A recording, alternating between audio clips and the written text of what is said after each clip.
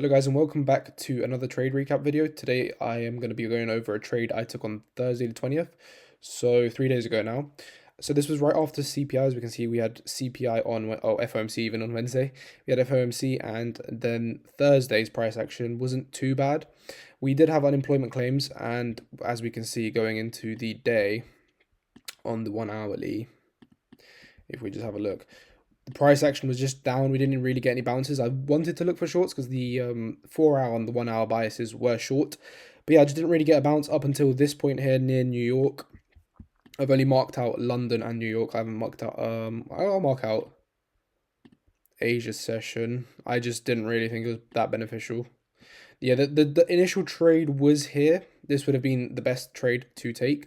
However, I don't trade Asian session, so we have this liquidity sweep just here, and then we start going down. I assume we have a 5-minute fair value gap that we filled, and yeah, just a 5-minute fair value gap just here. Entries could have been at the break of structure. We could break structure here. Stop loss could have been above the previous high. Could even put the stop loss here. Call it 8 pips. Where can you target? All the way here.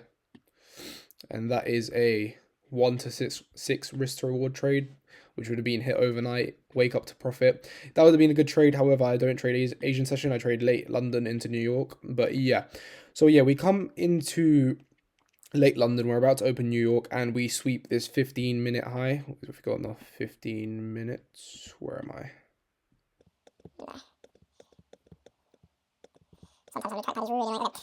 Talking about, here we go. We sweep this 15-minute high, and obviously that becomes an order block. So if you go back on the 5 minutes, I know I'm messing around with the time frames, but it's just easier to explain that way.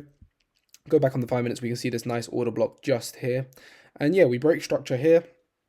I then go in on the 1 minute, waiting for a retrace up. The market was so weak that we only got a small retrace up. I'm not complaining because I still managed to get an entry.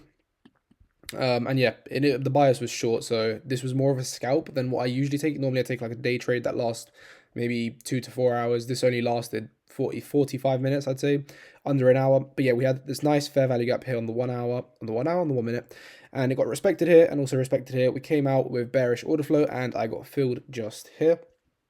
And yeah, my stop loss was just above this short-term order block just here, as I did think it could come up a little bit, and I knew my trade wouldn't be invalidated if it came up to here and started reversing.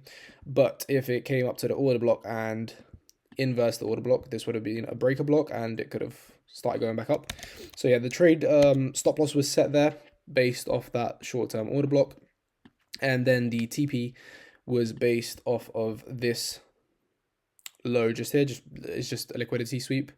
Nothing too special. We could have targeted this one and we would have got it, but it would have been a stoppage before getting the actual final TP. But yeah, it was an easy 1 to 2 risk to reward trade. It wasn't too bad. It was something quick, something easy for the day. It didn't make me a lot of money purely because I didn't risk a lot.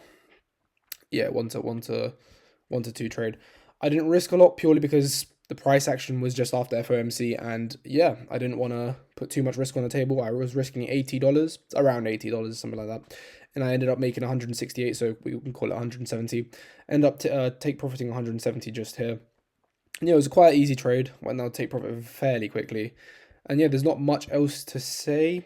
And then we had Friday, which there was literally no news, and I didn't trade because the price action was it just wasn't giving anything valid. I think there was another trade in Asia that I couldn't take. Oh no, there's a trade at 12. However, if we see here, we had broken the 1 hour to the upside, but we did sweep this 1 hour high side liquidity, which we could have taken a trade based off of. But yeah, I purely just didn't want to enter due to this 1 hour up candle. If we were to have entered, the 4 hour was still down, so we could have entered on the 15 minutes. 15-minute break of structure would have been just here, and we could have entered, but the risk to reward probably wouldn't have been that great. We could have entered here, shall we say. Stop loss would have been above this, so we'll call it 25 pips, and then we would be targeting the low that I was talking about just here. So that would be a 1 to 1.3 risk to reward.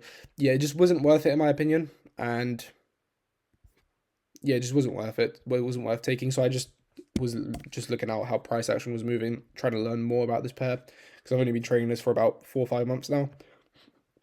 Pardon me. But other than that, yeah, there's nothing else to say. Next Monday, let's check if we have news. Yes, we do have a bit of news, but I will be trading. There's no significant news. PMI, I'm allowed to trade PMI. Tuesday, I can trade. Wednesday, I can trade. Thursday, I can trade. And Friday, I can trade. So, yeah, it's a full trading week. And I will probably get in some trades. So, if I do, I will be sure to post the trading recap. But, yeah, was the trade of Thursday. And, yeah, thank you for watching. I hope you guys' trade went well. And I hope you guys are up for the week. And I hope you risk manage, because that's the most important thing in trading. And, yeah, thank you for watching.